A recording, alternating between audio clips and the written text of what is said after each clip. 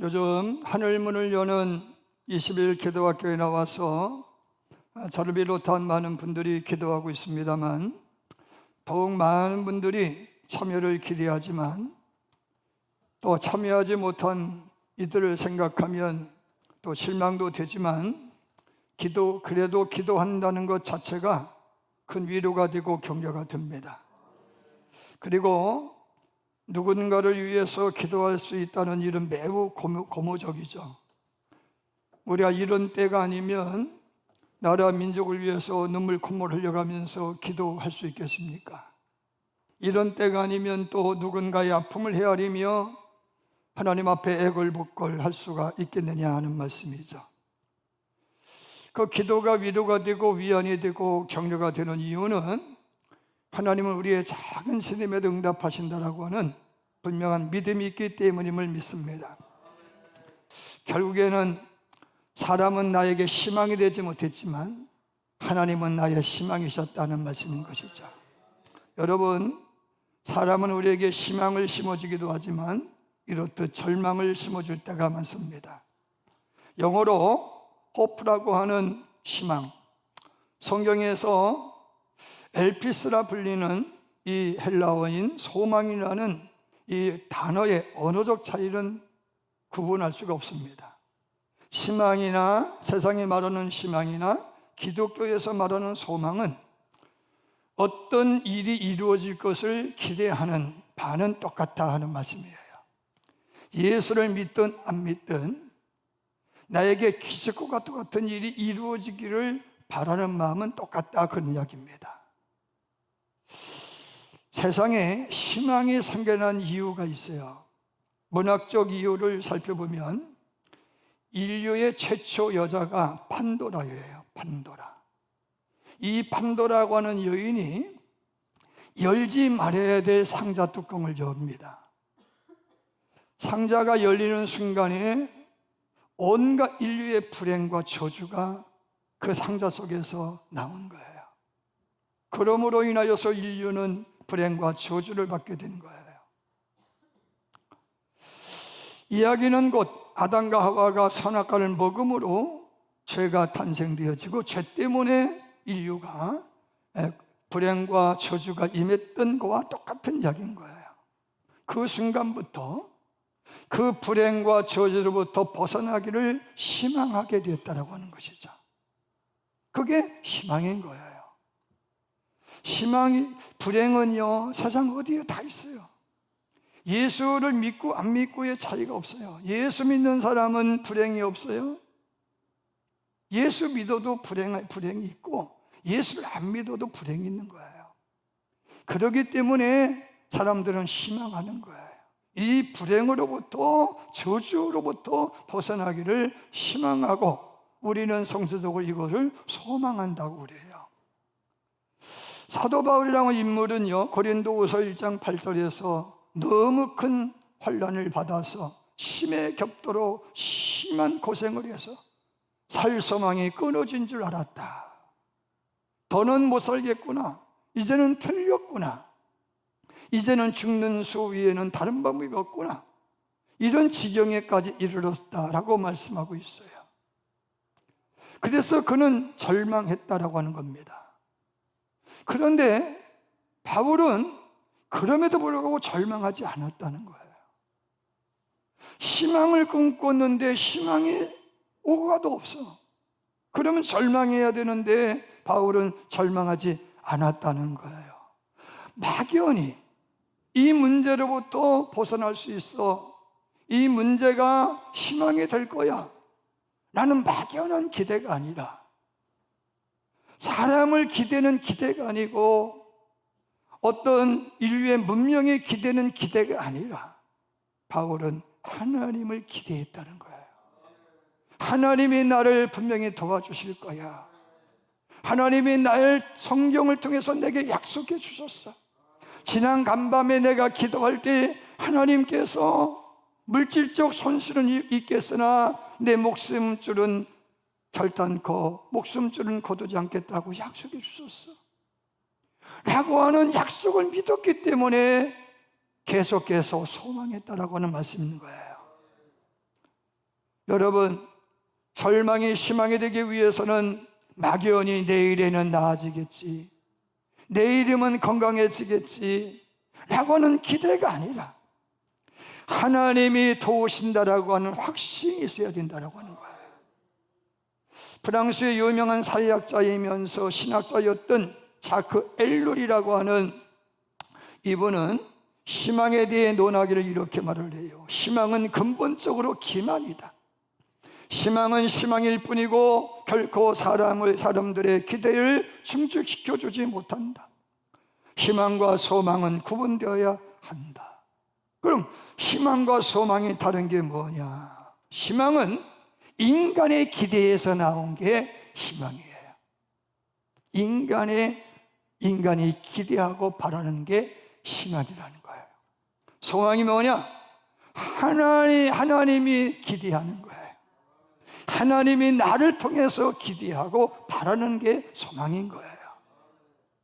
여러분, 희망은 사람이나 문명에 기대하지만 소망은 하나님의 약속에 기대하는 거예요.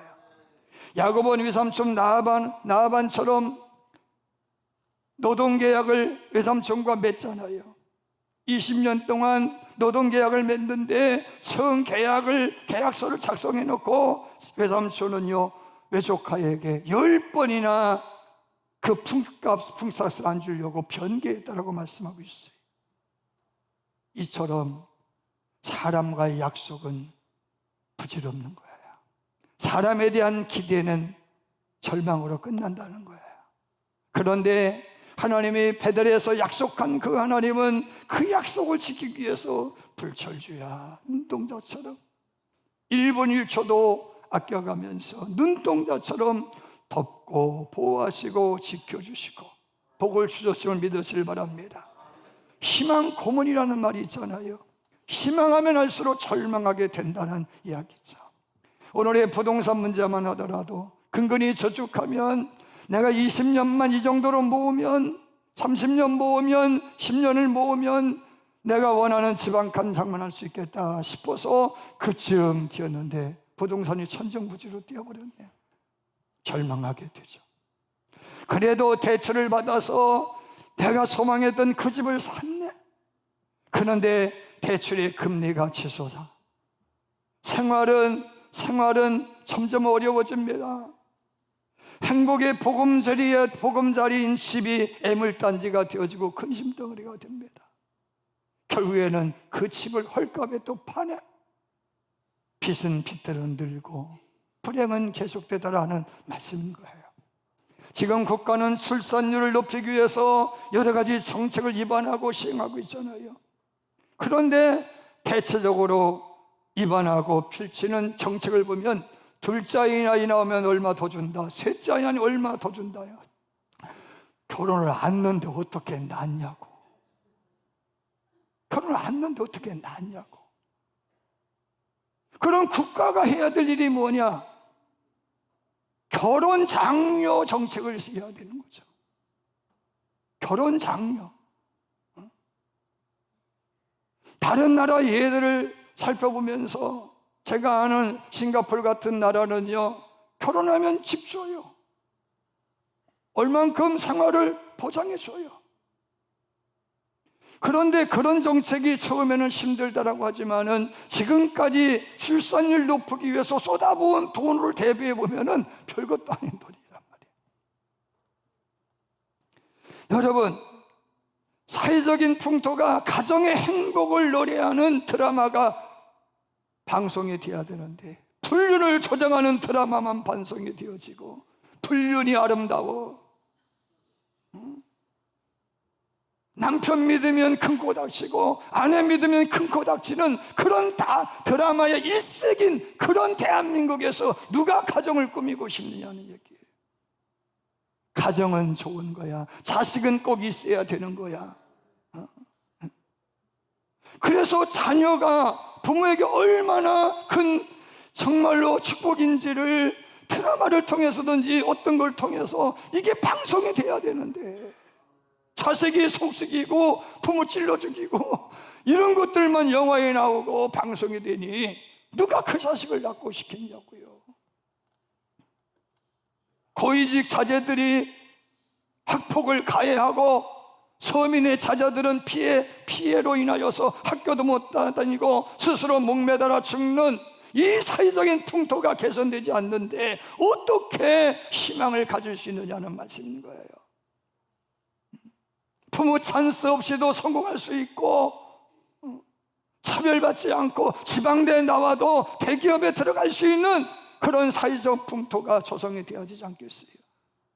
블라인드 채용이라고 하는 그런 이력서 안 보고 실력만 보고 회사에서 채용하겠다 약속을 했는데 결과적으로는 면접관의 질문 속에 난 떨어진 것이 분명한데 어떻게 청년들이 희망을 가질 수 있느냐는 거예요. 여러분, 성경에 나온 야곱의 아내 레아를 보세요. 사실은 남편 사랑 없이 결혼했잖아요. 그래서 레아의 꿈은 남편의 사랑받는 거예요.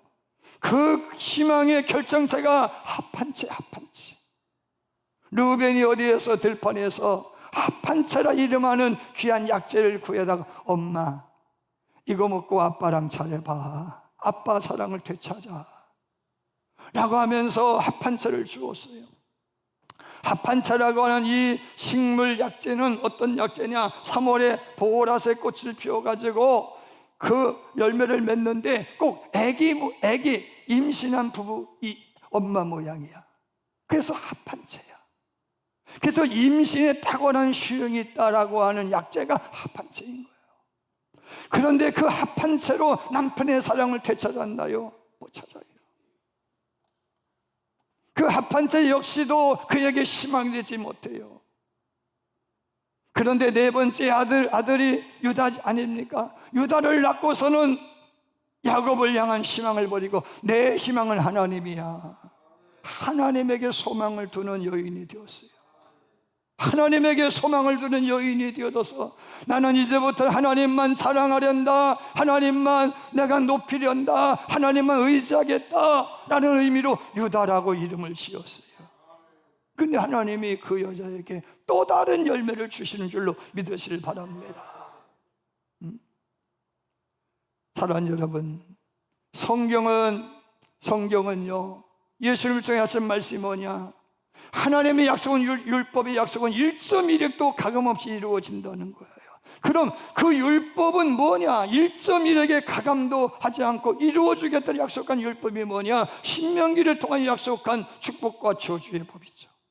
그럼 왜 하나님이 굳이 축복과 저주의 법을 그렇게 성경에 담으셨냐는 거예요. 이렇게 살면 너희가 복받고 이렇게 살면 너희가 저주받고가 아니라 이 길이 정당한 길이고 걸어갈 길이다. 딴짓하지 말아라. 딴 길로 가지 말아라. 아멘. 이 길을 걸어가야 된단다. 이거를 말씀하기 위해서 주님께서 율법을 만들어 주신 줄로 믿습니다. 그렇게 해서라도 복을 하고 싶어 하시는 분이 하나님이라는 거예요. 경고해서 훈계해서 복을 주고 싶어하는 하나님의 마음이 율법서에 담겨 있는 줄로 믿으시길 바랍니다. 여러분, 성경은 이미 이루어진 하나님의 나라와 이루어질 하나님의 나라에 대해서 말씀하고 있어요. 예수님이 이 세상에 오셔서 최초로 하신 일이 뭐냐? 천국 복음을 전파하셨다고 말씀하고 있어요. 천국 복음을 전파하셨어요. 희망을 이야기했다. 그냥 희망, 소망을 이야기하셨어요. 그러므로 너희 이렇게 기도하라. 하늘에 계신 우리 아버지여, 이름이 거룩히 여김을 받으시오며 나라에 임하옵시며 뜻이 하늘에서 이루어진 것 같이 땅에서도 이루어지기를 기도하라. 하늘에서 이루어진 하나님의 나라가 이 땅에 이루어지기를 기도하라. 그러므로 다윗은 시편 62편 1절 2절에서 나는 오직 하나님만 바라보련다. 잠잠하지 않고 주님만 바라보련다. 할렐루야. 자, 예수님은요 하나님의 나라를 선포하셔요. 소망을 선포하셨어요. 그럴 때에 바리새인들이 찾아와서 하나님의 나라가 언제 임하시겠나이까? 언제입니까? 예수님 말씀하셔요. 하나님의 나라는 볼 수 있게 임하는 것이 아니다. 너희들이 소망하는 것은 눈으로 볼 수 있게 임하는 것이 아니다. 하나님의 나라는 이미 너희 안에 있느니라. 그러면 여기서 너희 안에가 뭐야? 너희 안에, 우리 마음에 있느니라. 너희 가까이 있느니라. 너가 손만 내밀면 잡을 수 있는 그 지척에 있느니라. 가까이 있느니라. 지금 손만 내밀면 붙잡을 수 있는 그 앞에 있는 그분이 누구요? 예수라는 거예요. 예수. 내가 너희의 소망이다. 내가 너희의 희망이라고 하는 말씀인 줄로 믿으실 바랍니다. 그렇잖아요. 예수님은 인류의 희망이고 소망인 줄로 믿으실 바랍니다. 이사야가 예수님의 탄생 전 724년에 활동했는데 그가 예수에 대하여 예언하기를, 그는요 정의를 베풀고 목소리도 높이지 아니하고 그 소리가 거리에 들리지 아니하고 사람 귀에 속삭이는 그런 분이라고 그랬어요. 그분은 상한 갈대를 꺾지 아니하고 꺼져가는 등불을 끄지 아니하시고, 더 나아가 어떤 것에도 쇠하지 않고 낙담하지 않게 하시고 정의를 세우는 하나님이라고 그랬어요. 희망이라는 얘기, 그분이 희망이라는 얘기예요. 세례 요한의 제자들에게 야, 우리가 소망한 그분이 맞냐 아니냐 한번 가서 물어보라. 우리가 기다리던 당신이 바로 당신입니까? 아니면 기다리던 또 다른 당신이 아닌 다른 사람을 기다려야 되는 겁니까? 제자들이 찾아와서 예수님이 이렇게 말씀하셔요. 너희는 가서 너희 스승인 세례 요한에게 말을 하라. 맹인이 보며 못 걷는 사람이 걸으며 나병 환자가 깨끗함을 받으며 못 듣는 자가 들으며 죽은 자가 살아나며 가난한 자에게 복음이 전파되고 있다 하더라. 할렐루야. 너희가 보고 듣고 있는 것을 증거해라. 하나님의 나라가 나로부터 시작이 되었고 완성되고 있다, 이루어지고 있다, 그런 이야기. 오순절 성령 받기 이전의 제자들은요 늘 예수님이 주시는 기적에 기대하는 거야. 기적. 맹인이 보고 못 걷는 사람이 걷고 나병 환자가 깨끗함을 받고 죽은 자가 살아나는 기적에 기대하는 거야. 기적.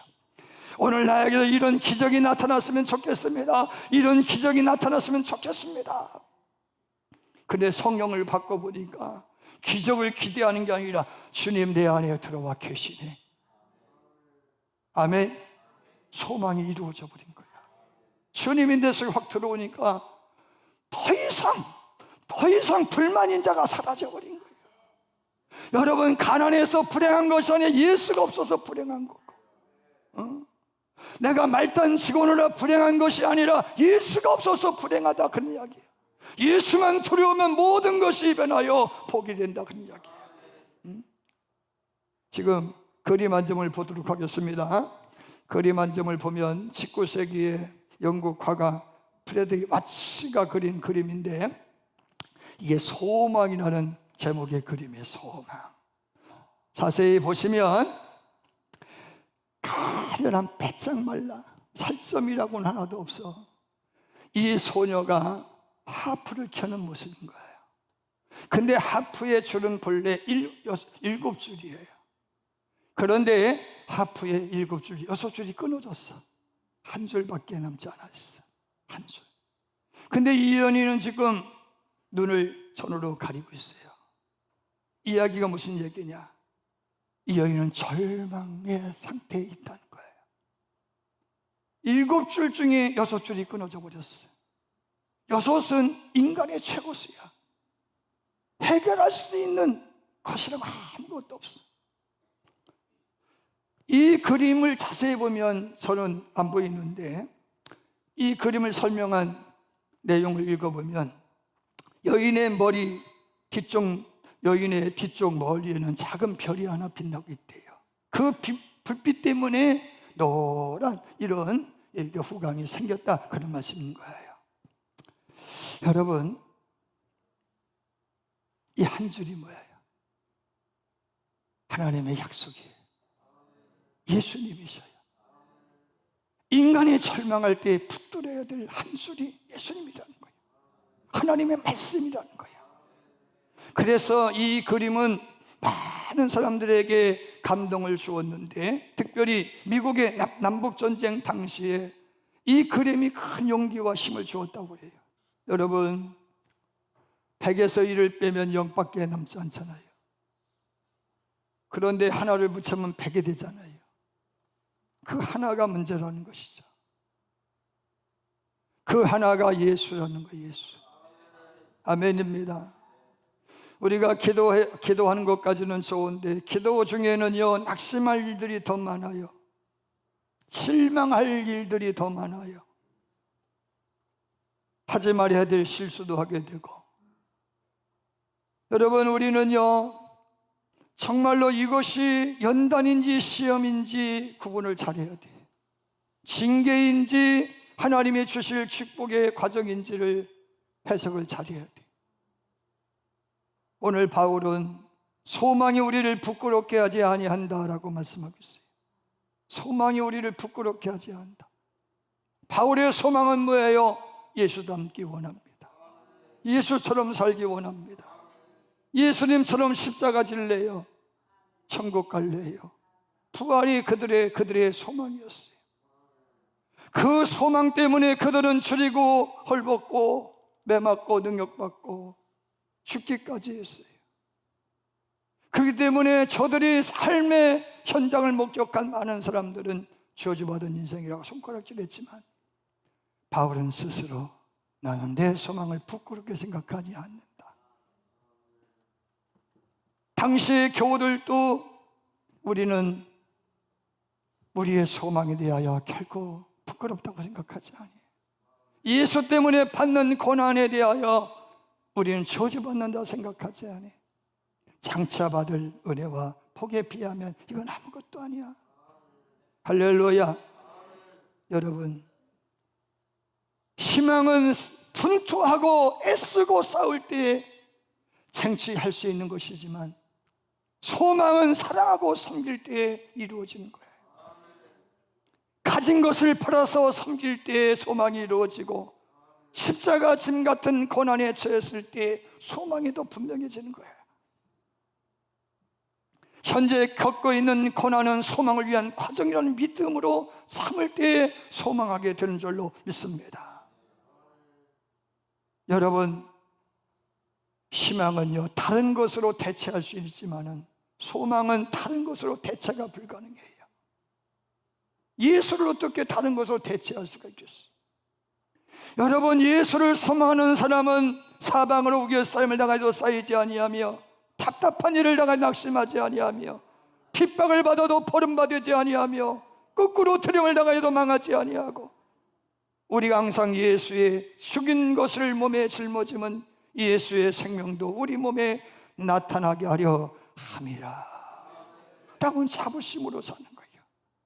이런 자부심으로 살아갈 때에 무명한 자 같으나 유명한 자가 되고, 죽은 자 같으나 보라 살아있는 자가 되고, 징계를 받는 자 같으나 죽임을 당하지 아니하고, 근심하는 자 같으나 항상 기뻐하고, 가난한 자 같으나 많은 사람을 부유롭게 하고, 아무것도 아닌 것 같으나 모든 것을 가진 자가 되는 거예요. 여러분, 예수 사랑 안에 있으면, 성령이 내 안에 거하시면 아무것도 염려거리가 없어지는 거예요. 웃지 마라 간절은 말하기를 나의 가난함도 슬프지 않고 남의 부유함도 부럽지 않다고 그랬어요. 몸의 환난도 괴롭지 않고 남의 행복도 사모하지 않는다고 그랬어요. 일에 실패에 실망도 하지 않고 성공에도 기뻐하지 않는다고 그랬어요. 오직 감사만 있을 따름이라. 오직 평강과 만족이 있을 따름이라. 이미 영원한 승자이기 때문이라. 이미 이루어졌기 때문이라는 거예요. 사랑하는 여러분, 희망은 바라는 것을 버리는 거죠. 희망은 바라는 것들을 기대하는 거예요. 자꾸 기대. 근데 소망은 믿는 것을 쫓는 거예요. 믿는 것을 쫓아요. 희망은 자기 중심적인 미래라면 소망은 우리 모두의 미래가 되는 거예요. 개인의 희망은 막연한 기대로서 수시로 바뀌지만, 소망은 확실한 목표이기 때문에 수속적이고 활동적인 거예요. 희망은 대체가 가능하지만 소망은 대체가 불가능한 거예요. 우리는 조국 통일을 노래했어요. 초등학교, 중학교 다닐 때까지만 해도 통일을 노래했어요. 근데 요즘 통일을 이야기하는 사람은 눈끝만큼도 없어. 대신에 왕래라도 하면 좋겠네. 그것도 안 되면 서신이라도 왕래하면 좋겠네. 그러나 통일을 소망하는 사람이 있어요. 그곳에 고향이 있고 그곳에 혈육이 있는 사람들은 통일을 소망하지 않을 수가 없어요. 왜? 그곳에 뿌리가 있기 때문에. 백범킹구 선생은 내 소원이 무엇이냐 하고 하나님이 내게 물으시면 나는 서슴없지 않고 내 소원은 대한민국의 독립이라고 대답할 것이다. 그 다음에 소원이 무엇이냐 하고 물으시면 나는 또 하나님 나라의 독립이요 라고 할 것이고, 그 다음에 소원이 무엇이냐라고 또 물으시면 세 번째 물음에도 나는 더욱 소리 높여 나의 소원은 우리 대한의 완전한 자주 독립이요 라고 대답할 것이다. 동포 여러분, 나 김구의 소원은 이거 하나밖에 없습니다. 내 과거의 70평생을 이 소원을 위해 살아왔고 현재에도 이 소원을 위해 살고 있고 미래에도 나는 이 소원을 이루려고 살 것입니다. 소망은 이룬 거다, 그런 이야기인 거예요. 2차 대전 당시에 연합군의 포로 수용소에서 사람들이 시름시름 앓고 죽어가는 거예요. 군의관들이 살펴보니까 병명이 없어. 나중에는요, 새로운 병명을 찾아내는데 가시철조망병이야. 가시철조망병. 이 병에 걸리면 극도로 우울해지고 먹어도 살도 안 찌고 전신이 쇠약해져서 누워만 있다가 죽는 거예요. 원인이 없어요. 다만 철조망에 갇혀 있다고 하는 것밖에 없어요. 아무리 잘해줘도 소용이 없어. 갇혀 있다. 나갈 길이 없다. 절망의 가시철조망 병에 걸리게 하는 거예요. 이들의 공통점이 뭐냐? 하루 종일 투덜거리고 불평만 한다. 그런데 가시철조망 병에 안 걸린 사람이 있어요. 안 걸린 사람. 그들의 특징이 뭐냐? 철망 너머의 하늘을 쳐다보더라. 철망 밑에 솟아난 들꽃을 보더라. 아침 일찍 일어나서 세면하고 면도하더라. 머리도 깎고 빗질도 하더라. 내일이면 죽을 텐데 모트로 씻어. 어떤 분은 이사했는데 지금까지 이삿짐을 안 풀고 있대요. 이사 갈 거니까. 소망이 없었어요. 소망의 사람은 하루를 살아도 사람답게 사는 거죠. 집같이 해놓고 사는 거죠. 아멘. 어느 교회를 가봤더니 옛날에 우리 교회 모습이더라고. 제가 부임했을 때. 그래서 물었어요. 목사님 왜 이래요? 그랬더니 아니 교회 옮긴다고 그래. 옮기는 거지. 계속 그렇게 사는 거지. 옮길 텐데 뭐 고쳐 돈 들어가게. 하루를 살아도 소망을 갖고 살아야 돼. 여러분, 주님 약속하셨잖아요. 내가 너희를 고와 같이 버려두지 아니하고 너에게 오리라. 조금 있으면 세상은 나를 다시 보지 못할 터이로되 너희 나를 보리라. 여러분, 소망하는 사람은요, 눈을 들 하루를 쳐다보는 사람이에요. 감사할 조건이 없는 것 같아도 감사권을 찾아내서 감사해요. 바울 당시의 교인들은요, 소망이 있었어요. 그 소망이 부활이었잖아요. 부활을 얻기 위하여 악형을 받되 구차히 면하기를 원치 않고 구차하게 목숨 부지하려고 하지 않고 악형을 받되 견디다 못해 순교까지 했다라고 말씀하고 있어요. 사랑하고 중요한 성도 여러분, 예수 믿는 사람의 소망은 풍족한 생활이 아니에요. 건강함이 아니에요. 자식들이 출세하는 게 아니죠. 예수 믿는 사람들의 소망은 나를 통해서 하나님의 나라가 이루어지는 것이죠. 독일에 나온 행동하는 신학자로 알려진 보니퍼 목사님은요, 기독교에 대하여 기독교는 종교가 아니고 관계라고 그랬어요. 관계. 기독교는 종교가 아니라 관계다. 섬뜩한 말씀인 것 같다. 그래서 가만히 가만히 제가 생각을 하고 또 책을 읽어봤어요. 맞아요. 예수 믿는 사람은 예수의 삶을 사는 사람인 거예요. 하나님과 관계를 맺고 사는 사람, 예수와 관계를 맺고 사는 사람이 예수 믿는 사람인 거예요. 예수와 관계없는 삶은 여러분 기독교인이 아닌 거죠. 제가 삼남년의 부흥단장으로 섬길 때 세배랑 마지막 날에 사회를 보는데 마지막 찬송이 죄인들을 위하여 주님 찾아오셨네, 주 안에 생명이 있네, 이 찬양이었어요. 갑자기 이 찬양 제가 부르자고 그래놓고 마지막 예수 안에 생명 있네, 주님이 빛이 되시네, 예수 안에 생명 있네, 주님이 빛이 되시네 하고 계속 은혜가 되더라고. 10번, 20번을 계속했어요. 예수 안에 생명이 있네, 예수 안에 소망이 있네.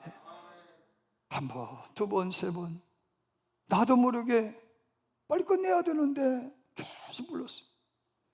목사님, 사모님 눈에서 타겟 같은 눈이 쏟아지는 거예요. 예수가 소망이야. 할렐루야. 여러분의 희망의 근거가 뭐냐는 거예요. 희망의 근거가 말씀이 되고 희망의 근거가 예수이면 그거는 희망이라 소망이라는 거예요. 내가 얻고 싶은 걸 얻기 위해서 기도하고 기도하는 신앙은 신앙이 아니라는 거예요. 예수님을 위해서 사는 게 소망이라는 거예요. 예수 안에 소망을 두는 사람은 예수라면 어떻게 하셨을까를 고민하는 사람이에요. 하루를 살면서도 예수님은 어떻게 하셨을까? 책의 제목처럼 늘 고민하는 거예요.